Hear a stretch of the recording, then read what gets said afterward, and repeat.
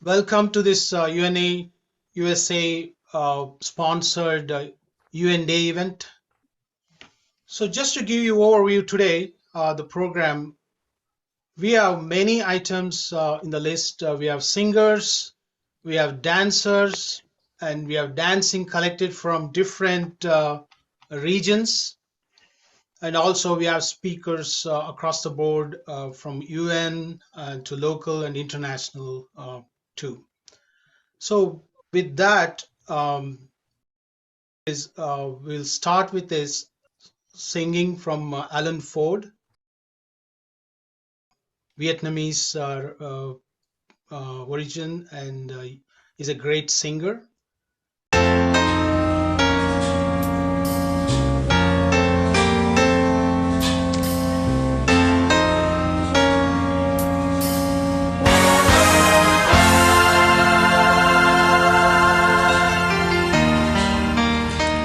I've been alive forever, and I wrote the very first song.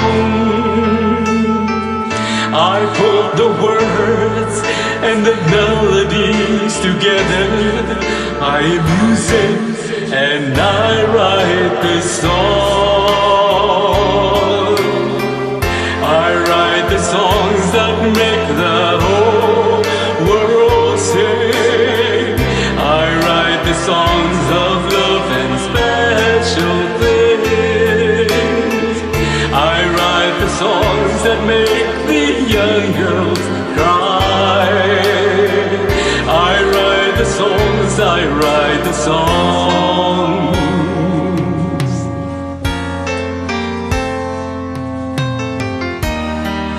My home lies deep within you, and I've got my own place in your soul. Now when I look out through your eyes, I am young again, even though I'm very old. I write the songs that make the whole world sing. I write the songs of love and special things. I write the songs that make the young girls cry. I write the songs, I write the songs. Oh, my music makes you dance and give the little spirit to take a chance. And I wrote some rock and roll so you can move. Music fills your heart, and there's a real fine place to start. It's for me, it's for you, it's for you, it's for me, it's the whole wide symphony. I write the songs that make the whole world sing. I write the songs of love and special things. I write the songs that make the young girls cry. I write the songs, I write the songs. I write the songs that make the whole world sing. I write the songs of love and special things. I write the songs that make the young girls cry. I write the songs, I write the songs.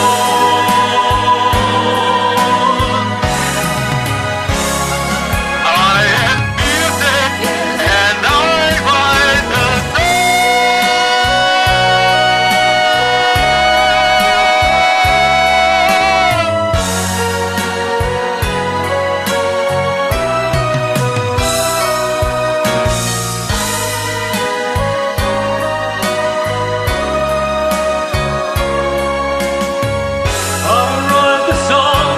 I write the song.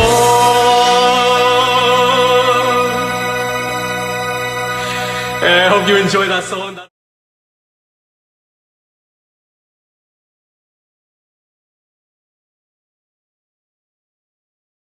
Director is Dr. Sindhuri Jaisinghe. She is internationally acclaimed Indian classical dancer and community supporter. So, Dr. Sindhuri, please introduce the dance. Hello, namaskar. So y'all can hear me? Yes. Yeah. Okay. Now we are presenting a dance by Vinayini, the young, promising, talented young girl who is started performing from the age of 1. Her 1-year-old dance is on YouTube, where she got more than 23 million viewers. And Vinayini performed around the world. And this particular dance, she choreographed herself and she created the item. Vinayini and my other students, please everybody watch, enjoy. It's a light classical dance. And for our non-Indians, the little information, Indian classical dances are more than 2000 year old. So please watch, enjoy.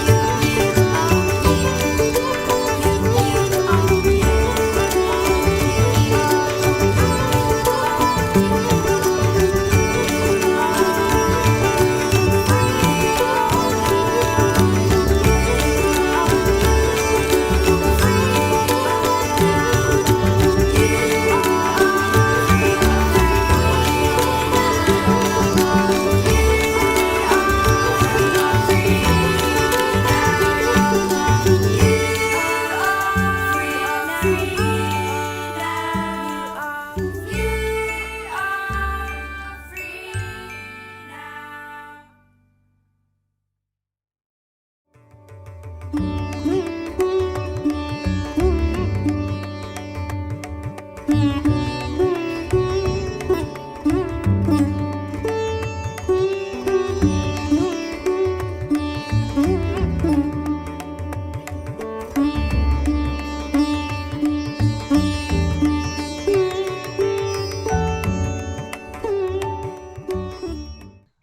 our next speaker is keynote speaker Rachel Bowen Pittman, and Mr. Ramesh Thali is going to introduce her. Ramesh Thali is a community worker, he is an engineer, and he does a lot of work for the community as well as for UNA USA Long Beach chapter and Global Peace Foundation Inc. Thank you, Manoramaji, for the nice introduction. And so I want to welcome and give a brief introduction to Rachel Bowman Pittman. She has a lot of bio here, and I can take all of our time to introduce her, but I will try to be as brief as possible. Rachel serves as Executive Director of UNA USA, a grassroots movement of more than 20,000 Americans in over 200 chapters across the US. Rachel works to maximize UNA USA advocacy impact by guiding the strategic vision for our organization. She works closely with the UNA USA National Council and Affinity Group leadership to support a strong US-UN partnership. In June 2019, Rachel served as a UNA USA Senior Director of Membership and Programs. In this role, she managed UNA USA's national programs and events, including the annual Global Engagement Summit at UN headquarters, Global Leadership Summit at Washington, D.C., and UNDay events across the country. She also led a nationwide fundraising campaign to provide education to youth, and she served on multiple leadership teams for several professional associations that represented lawyers, surgeons, regulators, and engineers. Rachel strengthened the membership programs, directed rebranding initiatives, and secured agreements with national associations representing China, Korea, Argentina, India, Peru, Egypt, and Mexico. Her background is amazing, and she holds a BA in International Business from American University and an MBA in Marketing from Johns Hopkins University. I want to welcome Rachel Bowman Pittman. Rachel? Thank you, Ramesh. I'm so honored to take part in this UNDay program, and thank you to the UNA Long Beach chapter leadership for inviting me to speak to you all today. Yeah, there we go. Yes, now you are. Yeah, so once again, I'm so grateful to be here today, and thank you all for having me, and I appreciate the Long Beach chapter leadership for inviting me to speak to you today. And of course, I wish I could be with you all in person, but we must recognize that we're still unfortunately facing the effects of a global pandemic. So I'm just happy to digitally connect with you and take a moment to celebrate the UN's 76th anniversary. This is an opportune time for us to recognize just how essential the UN remains today and how we all play a part in creating a better future. In September, the 76th session of the UN General Assembly took place, bringing together world leaders, entrepreneurs, young activists, and other change makers to make commitments to address pressing global challenges. And this convening sounded the alarms for urgent action on a variety of issues, from tackling the COVID-19 pandemic and the climate emergency to responding to the worsening humanitarian crisis and severe food insecurity. And we all know one absolute truth: no one country can tackle these challenges alone. It's going to require a coordinated effort from all of us. Earlier this year, the Biden-Harris administration took office with a promise to renew American leadership at the UN and to once again assume our role on the global stage. Just as the UN's founding signaled the dawn of a new era, This moment in time also symbolized a new beginning for America's engagement in the UN. US Ambassador to the UN, Linda Thomas Greenfield, said it best when she was nominated for the post. America is back. Multilateralism is back. Diplomacy is back. UNDay-USA takes action very seriously in order to ensure that the priorities of Americans are shared and amplified to our lawmakers who make decisions about America's role on the global stage. That's why UNDay-USA's core ask of our elected officials is always to ensure strong US leadership and full funding for the UN so that the UN can do what it does best. You have played a part in restoring and rebuilding a better partnership between the US and UN. Because of you, UNFPA once again has financial support from the US, making it possible for girls and women to have accessible, essential aid and services. Because of you, the US announced the restoration of $150 million to the United Nations Relief and Works Agency, or UNRWA, a UN agency dedicated to supporting Palestinian refugees. Because of you, the US ran for and won a seat on the UN Human Rights Council for the 2022-2024 term. Because of you, the World Health Organization could count on Americans' leadership in the fight against COVID-19 after President Biden halted plans for America's withdrawal. Because of you, UN Secretary General Antonio Guterres and US Special Presidential Envoy for Climate John Kerry joined us live for the Global Engagement Summit to publicly announce America's rejoining of the Paris Climate Agreement, reaffirming our country's pledge to respond to the climate crisis. So these are just a few of the accomplishments you helped make possible this year. And these actions couldn't have come at a more critical time in our history. The UN is leading the international response to numerous urgent threats, many of which carry a severity the UN hasn't encountered since its founding.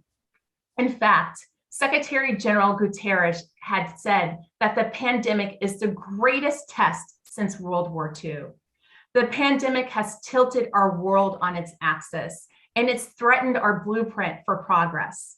It's reversed hard-won wins on all the Sustainable Development Goals, the SDGs, exacerbating existing inequalities and serving as a catalyst for economic collapse and social disruption.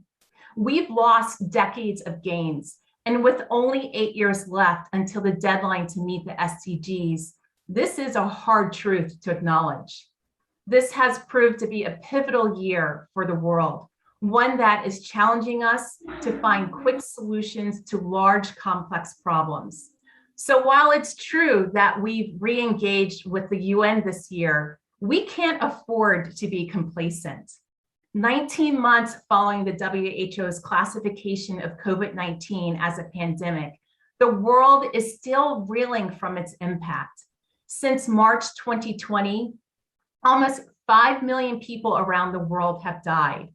And while the vaccine rollout here in the US and in other parts of the world has largely been successful, inequitable distribution of vaccines threatens our ability to defeat the virus. As of last month, 80% of vaccines had gone to high-income countries, but only 2% of the people in low-income countries had received a single dose. COVID-19 has also spurred another looming pandemic, a global hunger crisis. According to the 2021 Global Report on Food Crisis, conflict, climate change, and COVID-19 are pushing millions into food insecurity. In fact, the number of people facing food insecurity and those in need of urgent humanitarian assistance reached a 5-year high in 2020, bringing attention to a very distressing trend. In August, the UN's Intergovernmental Panel on Climate Change released its latest report on the climate crisis. The key takeaway? Things are getting worse, a lot worse. In fact, Secretary General Guterres called the report a code red for humanity.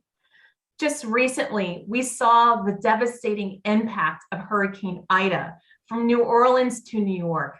The impacts of climate change are rapidly intensifying and are felt in every region of the world.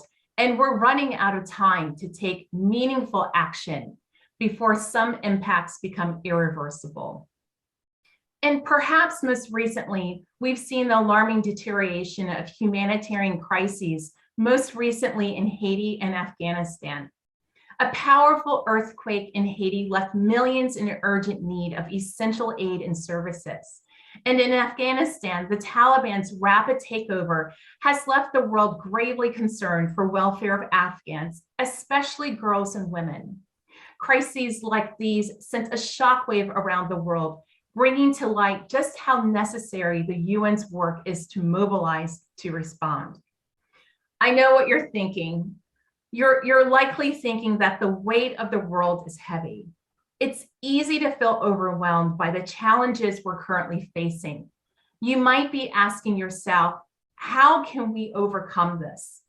But in its 76 years, the UN has never once backed down from its promise to deliver a better world, and it never will. No matter the challenge, the UN is prepared to meet it.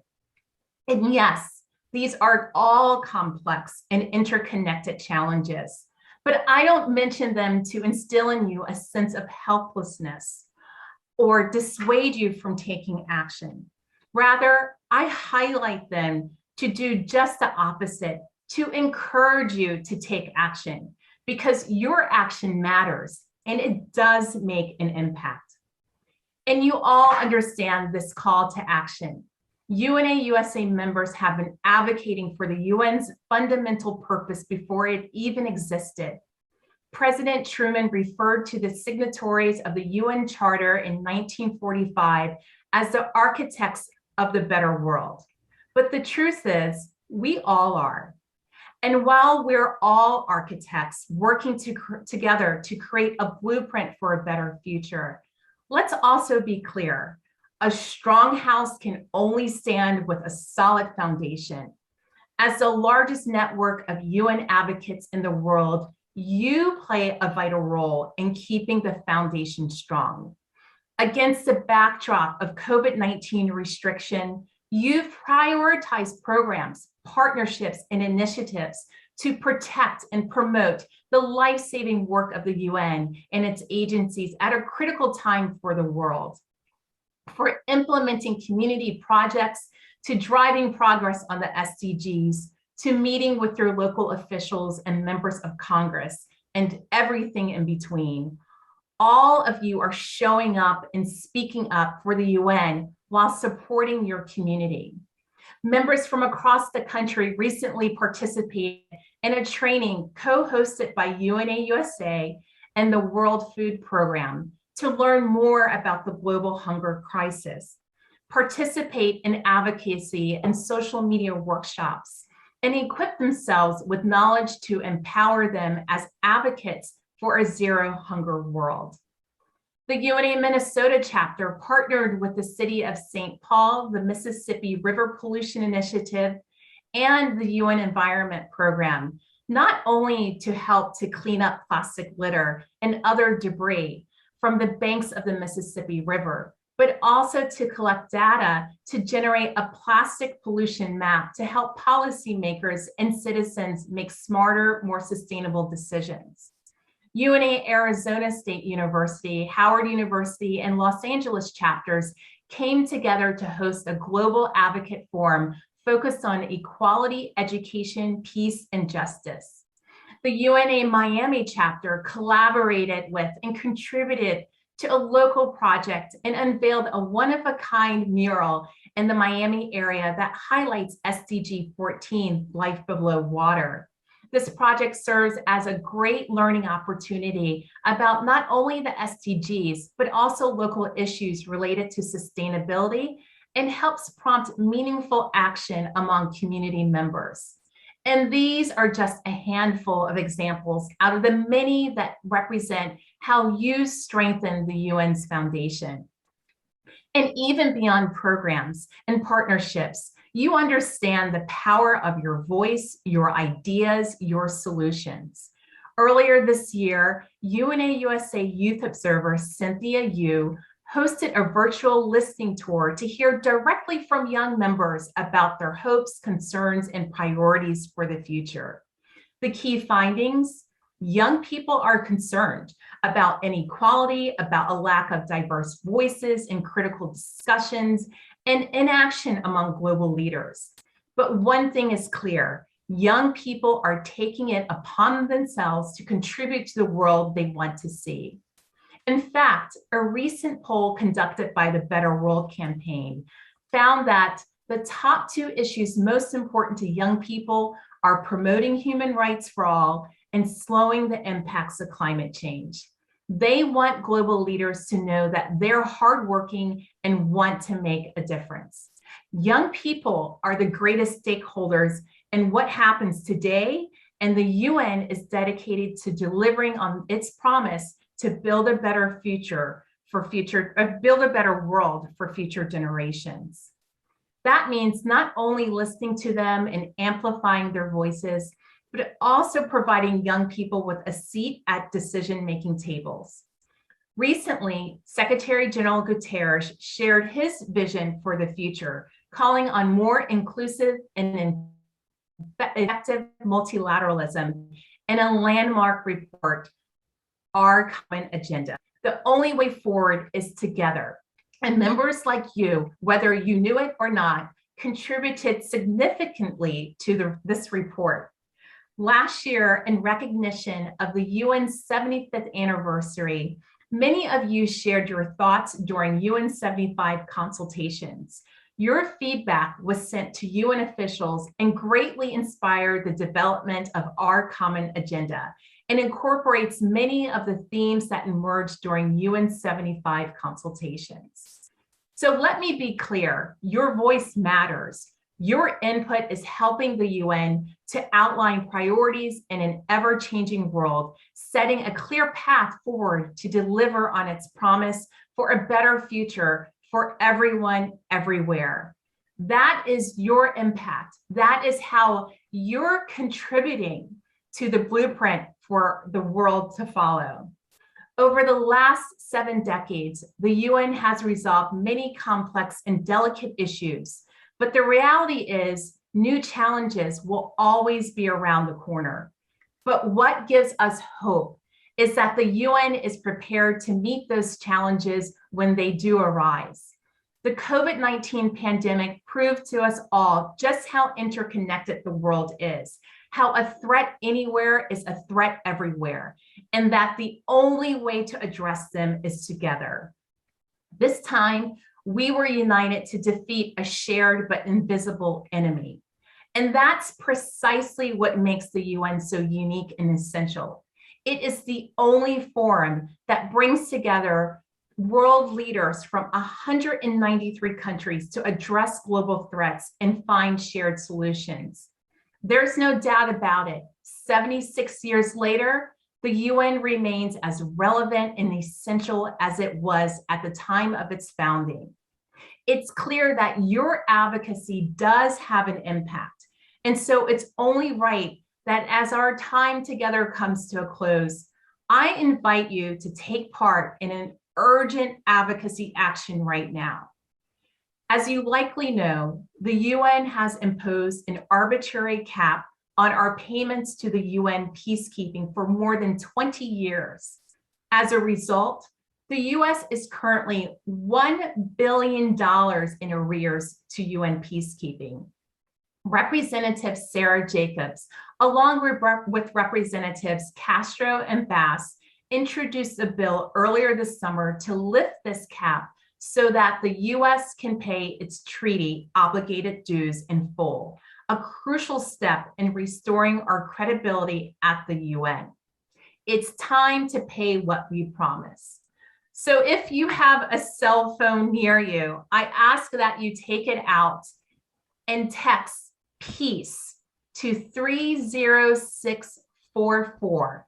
That is PEACE, PEACE, to 30644, to urge your members of Congress to support the United States Commitment to Peacekeeping Act of 2021 to help ensure that the U.S. can fulfill its financial obligations to the UN in the future. Once again, text PEACE to 30644, and I will put it in the chat soon. We cannot afford to rely only on grandiose ideas to meet present challenges. Our words must be followed by our actions. Now is the time to make plans, to map out our path forward, because creating a blueprint for a better future requires us all to work together to stay true to and build upon the vision that formed the UN 76 years ago. The world needs the UN, and the UN needs you. With your leadership and advocacy, the US can better help the UN so the UN can continue to help the world. Thank you, and thank you once again for having me today to celebrate the UN's anniversary with you. Thank you, Rachel, for your inspiring speech. Yes, you are correct that due to COVID-19, the hunger increased all over the world, and to combat it, UNA-USA Long Beach chapter jointly with Global Peace Foundation Inc. is organizing to donate and package 10,000 meals, which will be sent all over the world for needy children and family. And for all of that, we need all of your support. So please support us, and thank you again. Thank you.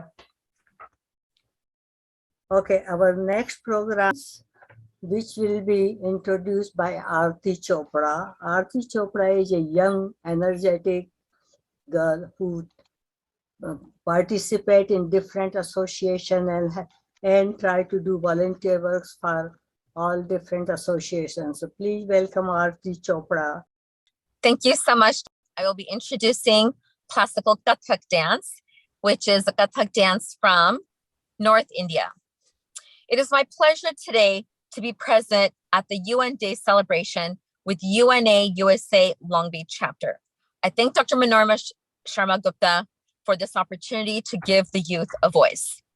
I am a youth mentor who's creating a youth leadership program for all diverse young leaders in our ancient Indian wisdom and teachings for modern day thriving for all of our younger generations, because as the Honorable Rachel Pittman from the UN in her speech, our next generations are at a moral imperative, a moral fork in the world, in the road, and we need to listen to their voices and we need to amplify them. What I will be bringing is performing artists who gather from around the world for peace. It is my pleasure to introduce classical Kathak dance from North India for unity, and it will be performed by Anvita Sharma and her students from Kathak Kala Academy here in Pasadena and Orange County. And we are highlighting how we will be bringing classical, traditional, and folk performing arts from India for the cause of global world peace for the sake of our younger generations. Please, it is my pleasure to introduce Anvita Sharma and her students, classical Kathak dance for world peace and unity. Thank you.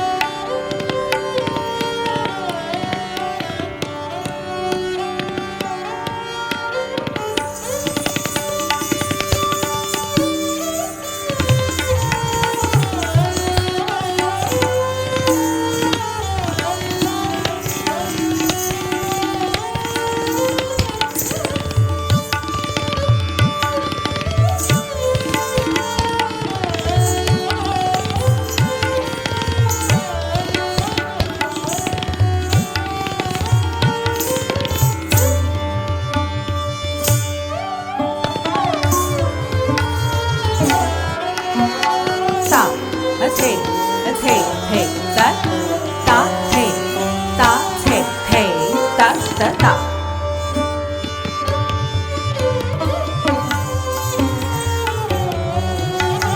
tá thầy tất a thầy tất tá thầy tất tất thầy tất tất tạ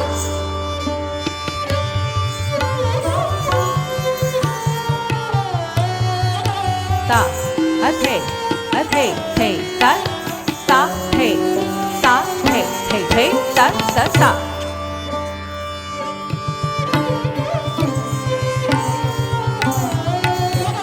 tá thầy tất a thầy tịnh thá tịnh thầy tịnh thá tịnh thầy tịnh thá tịnh thầy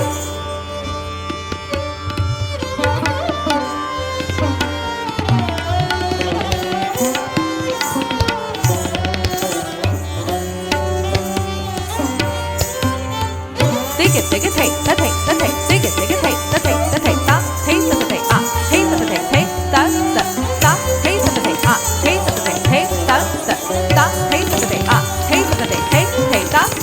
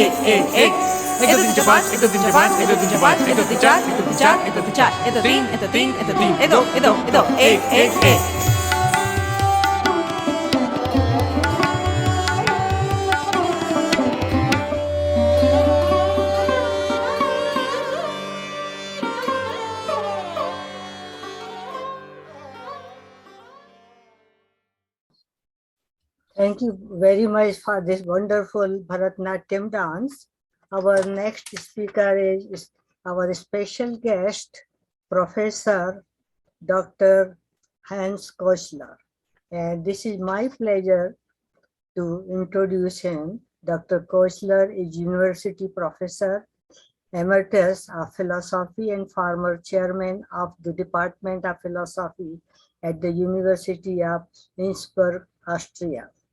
He is the founder and president of the International Progress Organization, an NGO in consultative status with the United Nations, coordinator of the Vienna Center for Global Dialogue, co-chair of the International Academy of Philosophy, and member of the Advisory Council of the International Movement for a Just World, Malaysia. Kochler is author of numerous articles and books on political, legal philosophy, the theory of international relations, and the United Nations conflict resolution, as well as issue of cultural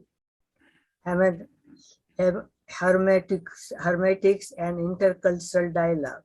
He also serves as editor of the series Studies in International Relations and member of the editorial board of several journals, including Culture and Dialogue, Geopolitica, Indian Yearbook of International Law and Policy, the Political Science Journal of Lomonosov, Moscow State University.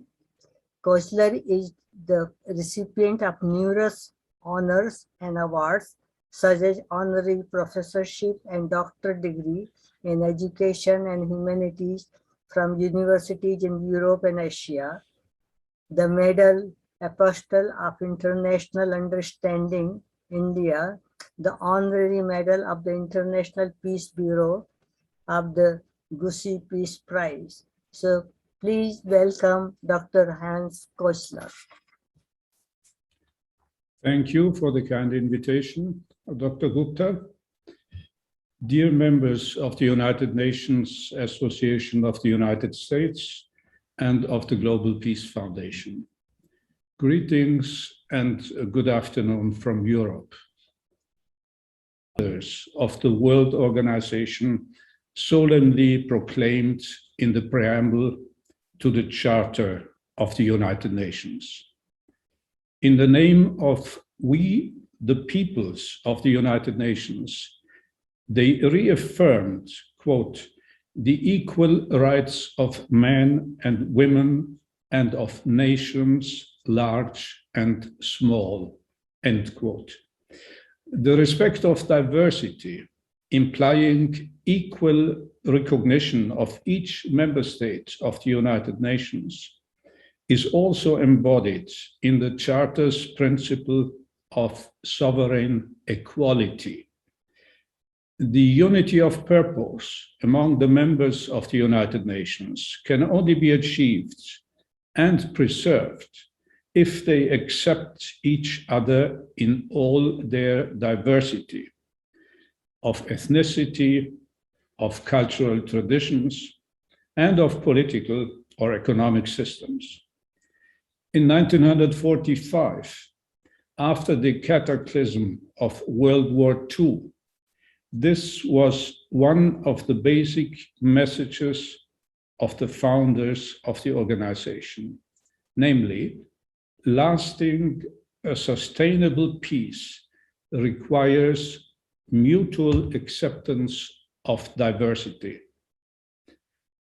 When the organization was founded in San Francisco, the number of member states was relatively small, namely 51, compared to today's membership of 193. Many peoples still lived under colonial rule or under the yoke of foreign domination.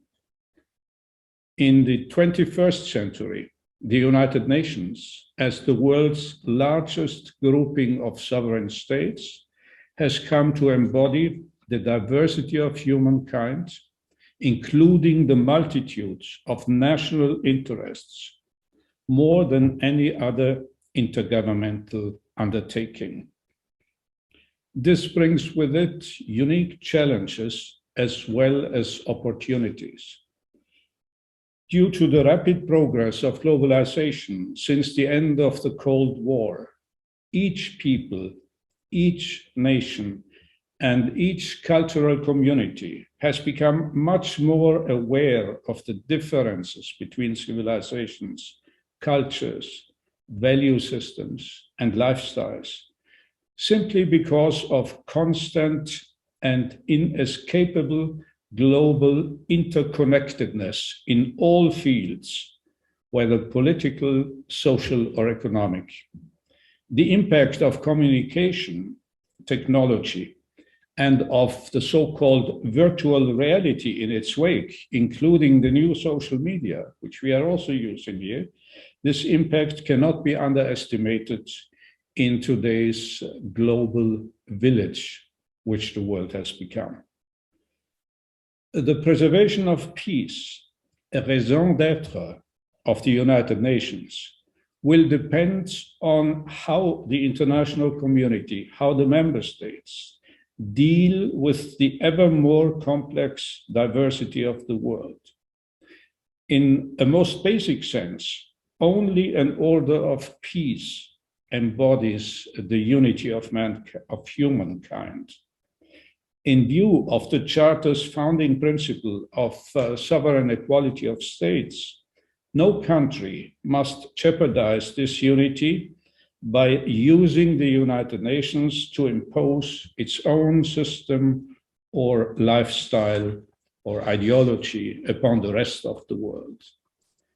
To state it yet again, unity of purpose in the maintenance of global peace requires a recognition of diversity at all levels, of state and people, internationally as well as domestically. It also necessitates mechanisms for resolving differences on the basis of mutual respect. This is what the United Nations Charter is all about. In order for the UN to face the challenges of our global era, the composition of the organization's highest decision-making body, the Security Council, should reflect the increasing diversity of the international community. Upon its foundation in 1945, permanent membership in the Council corresponded with the balance of power among a relatively small number of states that was not yet fully representative of the peoples of the world, as I said initially. More than 75 years later, with almost all sovereign states having joined the UN, the geopolitical realities have changed. Vast areas of the globe, Africa, Latin America, South Asia, and Southeast Asia, are not represented at the level of permanent membership. To remain relevant in the emerging multipolar world, after almost half a century of a bipolar balance of power, which was followed by a brief period of unipolarity, to remain relevant and to retain its problem-solving capacity in the face of increasingly complex security challenges, it will be essential for the United Nations to adapt its charter and to update, so to speak, the list of permanent members. Because of the veto, reform will certainly be a gargantuan task, but inclusivity in terms of permanent membership will be indispensable to preserve the unity of purpose among all its members. Apart from the field of international security, diversity and inclusivity are of utmost importance also in the area of cultural identity.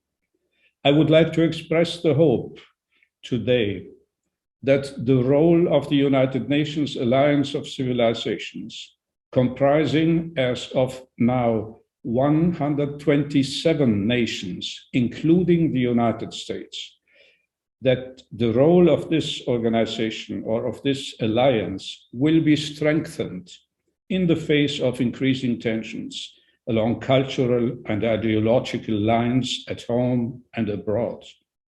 The threat of armed conflict emanating from alienation between cultures should not be underestimated. On this solemn occasion, may I also express the hope that the United States will rejoin the most important specialized agency of the United Nations in this field, namely UNESCO. And after what the initial speaker on behalf of UNDay-USA has said, I'm optimistic in that regard. The United Nations Educational, Scientific, and Cultural Organization, of which the United States was a founding member in 1946. That's the organization I mean, of which I hope that the United States will join it. Without active US participation, the international community's policies and programs for the preservation of cultural diversity at the global level will not ultimately be effective. I'm convinced that civil society organizations such as UNDay-USA can play a decisive role in that regard. In conclusion, I wish the United Nations Association of the United States and the Global Peace Foundation further success in their noble mission in support of the UN in the creation of a just and peaceful world. I thank you for your attention. Thank you very much, Dr. Koslar, for such a nice, inspiring speech. And thanks for donation towards our 10,000 meals. We really appreciate your presence and your help. You're welcome. Our next dance will be African dance and drum performance, and that will be introduced by Susan Seeds. She is a volunteer and the peace follower and peace preacher. So please welcome Susan Seed. She will introduce African dance. Hello, can you hear me? I don't know.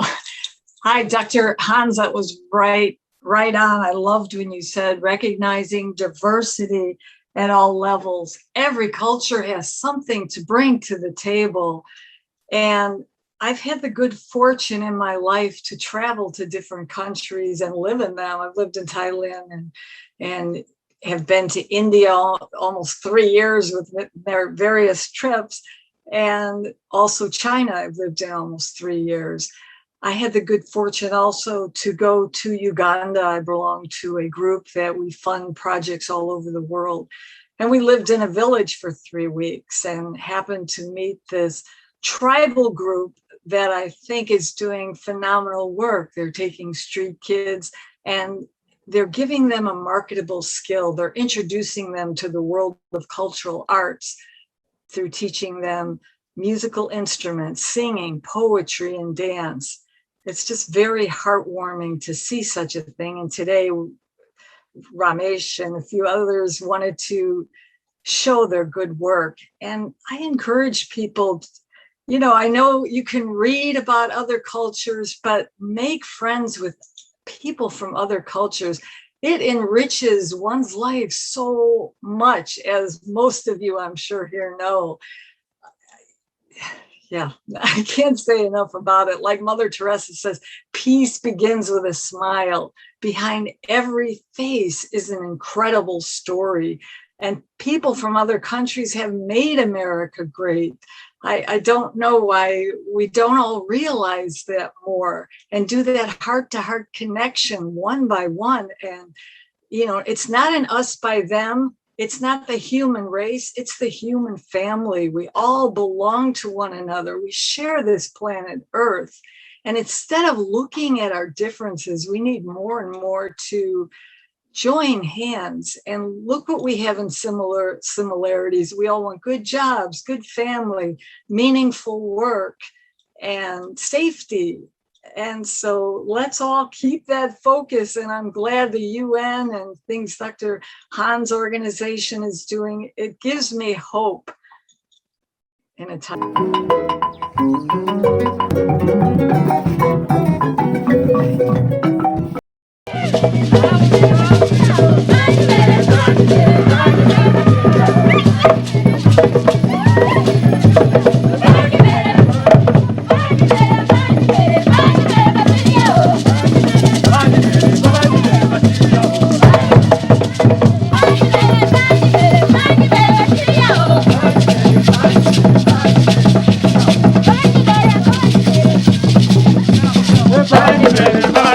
Hello everyone, Muliro Sadat, Project Manager at Bamasa Batapak, Uganda.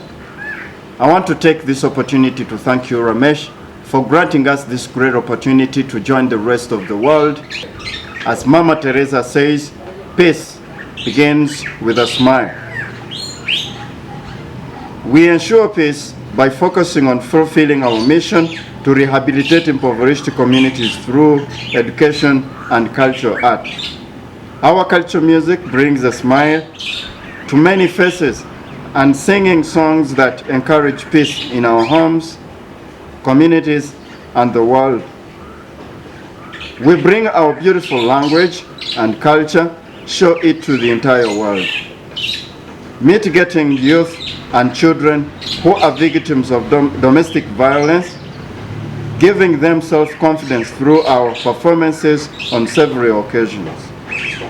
Supporting our children and youth attend school is our way, or one way, that they are exposed to great books of the world that preach peace and help them realize their dreams of being great musicians, doctors, lawyers, so on, thus creating job opportunities for self-sustainability. Mother Teresa also says, do small things with love. You can't help the entire world, but you can make a difference by building life skills with these children. Money from performances after this pandemic should help us with sustainability. The little that you give makes a big difference in the lives of these youths and children. Together, we ensure a better world for all. Afrika, watoto wa baba moja, kweli Afrika, watoto wa Mungu moja, Afrika, watoto wa baba moja, kweli Afrika, watoto wa Mungu moja, tupendane sote, tuwe na umoja, tupendane sote, tuwe na umoja, Afrika, Afrika. Mimi kijana Afrika, kila siku ni machozi. Leo niende shuleni, kesho niko nyumbani. Vita vyatokea, sijui nitafanya nini, machozi.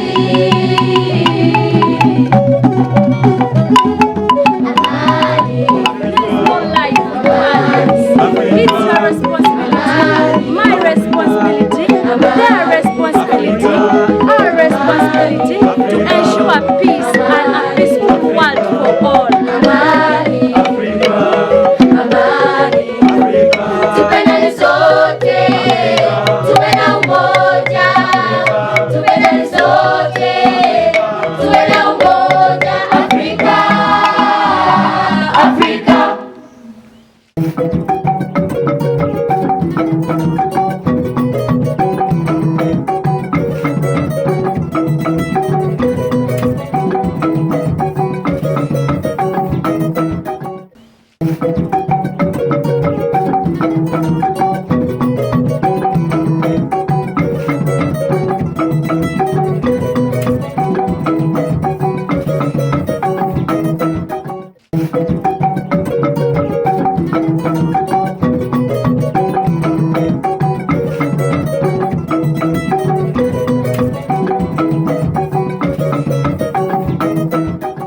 Thank you.